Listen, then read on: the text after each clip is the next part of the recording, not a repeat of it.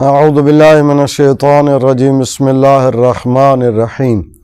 امام جعفر صادق علیہ السلام ارشاد فرماتے ہیں کہ جب جناب یوسف علیہ السلام کو ان کے بھائیوں نے کنویں میں پھینک دیا تھا اور یوسف علیہ السلام وہاں تنہا موجود تھے اور یاد الہی ذکر الہی میں مصروف تھے کہ ایک دن جناب جبرائیل علیہ السلام ان کے پاس آئے اور آ کر ان سے کہنے لگے کہ یوسف تم یہاں کیا کر رہے ہو؟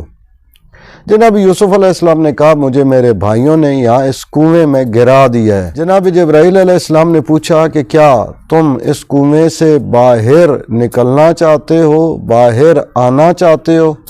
جناب یوسف علیہ السلام نے انتہائی کمال کا جواب دیا، کہنے لگے کہ اس کا تعلق مشیت الہی سے ہے، اگر اللہ چاہے گا تو وہ نکال لے گا۔ جب جناب یوسف علیہ السلام نے یہ جواب دیا تو جناب جبرائیل علیہ السلام نے فرمایا کہ مجھے اللہ نے بھیجا ہے اور اللہ یہ کہہ رہا ہے کہ تم اس دعا کو پڑھو، اس تسبیح کا ذکر کرو تو میں اللہ تمہیں اس کنویں سے نکال لوں گا۔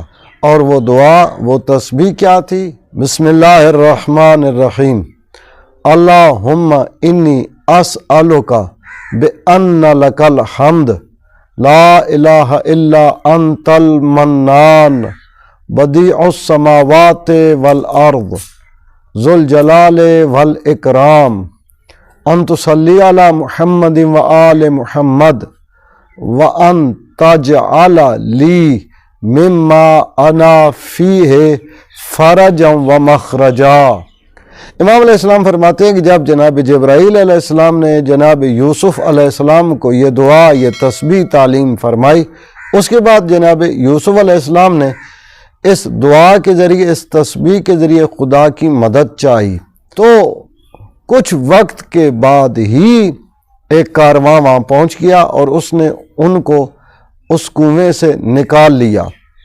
اور بعد میں جناب یوسف علیہ السلام کو کیا مقام اور کیا منزل ملی کہ جن بھائیوں نے جناب یوسف علیہ السلام کو کنویں میں پھینکا تھا، ایک دن ایسا آیا کہ انہی بھائیوں نے جناب یوسف علیہ السلام کے سامنے دست سوال دراز کیا اور انہی بھائیوں نے بعد میں جناب یوسف علیہ السلام کو سجدہ کیا۔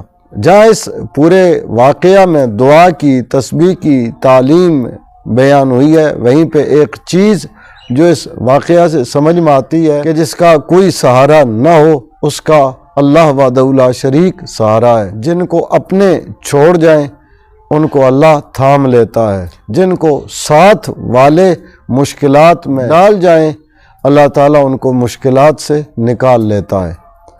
اپنا اور اپنے چینل رائے نجف کا خیال رکھیے گا۔